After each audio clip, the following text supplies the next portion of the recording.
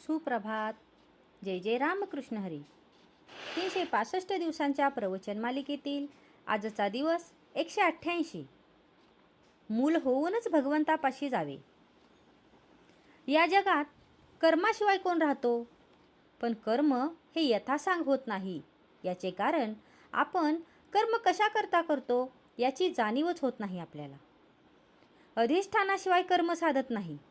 मालक पाठीशी असला की कर्म करणाऱ्याला जोर येतो. काही चांगली कर्ममार्गी माणसे भक्तिमार्गी लोकांना नावे ठेवतात. भक्तिभावाने जो राहतो तो दुसऱ्याला नावे ठेवित नाही. मी कोण हे जाणायला ज्ञान आणि भक्ती लागतेच. तसेच ब्रह्म सत्यम जगन मिथ्या म्हटले तरी त्याचा अनुभव येण्यासाठी कर्म हे करावेच लागते. उपासना भगवंताला ओळखून करावी. लहान मूल आईकडे डोळे करून मुकाट्याने दूध पिते, त्याप्रमाणे समर्थांसारख्यांनी जे सांगितले ते आम्ही निमूटपणे करावे.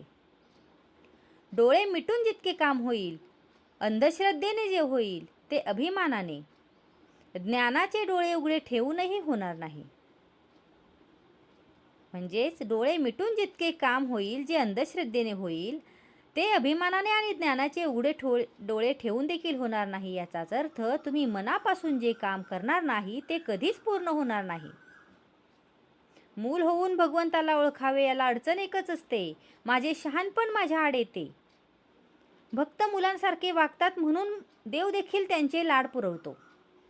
कुणी असे म्हणतील की भगवंताची आणि आमची ओळख नाही तर त्याची आम्ही पूजा कशी करावी? त्याला ओळखल्याशिवाय आम्ही भजन करणार नाही हे म्हणणे वेडेपणाचे आहे. भगवंताला पुष्कळ मार्गांनी ओळखता येईल. पांडुरंगाकडे जाण्यासाठी काही मार्ग आधी आक्रमणे जरुरी आहे. संतांनी अखंड जागृत राहण्याचा मार्ग सांगितला, तो असा की देहाने प्रपंच करा पण मन मात्र भगवंताच्या ठिकाणी अर्पण करा. मन हे भगवंताच्या ठिकाणी स्थिर झाल्याशिवाय इतर काहीही करून उपयोग नाही. ध्येय सत्य असल्याखेरीज चित्ताची स्थिरता होत नाही. पण सत्य अशा ध्येयावर अगोदर पूर्ण श्रद्धा पाहिजे. प्रपंचामध्ये जशी प्रेमाची गरज आहे तशी परमार्थामध्ये श्रद्धा पाहिजे. देव माझा आहे असे म्हणण्याऐवजी मी देवाचा आहे असे म्हणावे, म्हणजे श्रद्धा उत्पन्न होते.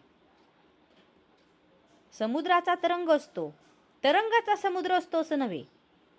साधनामध्ये निश्चितपणा असेल तर त्यात समाधान आहे. म्हणून साधन श्रद्धेने करीत जावे.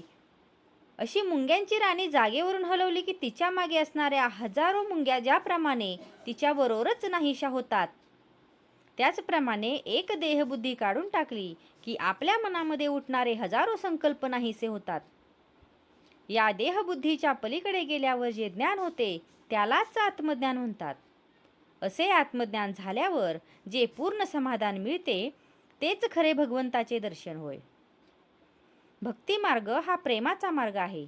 प्रपंचाकडे प्रेम भगवंताकडे वळवले, प्रपंचाकडचे प्रेम भगवंताकडे वळवले की मग भक्ती नक्कीच करता येते. आजचा हा भाग तुम्हाला कसा वाटला हे कमेंट करून नक्की सांगा. कमेंटमध्ये लिहा. जय जय रामकृष्ण हरी.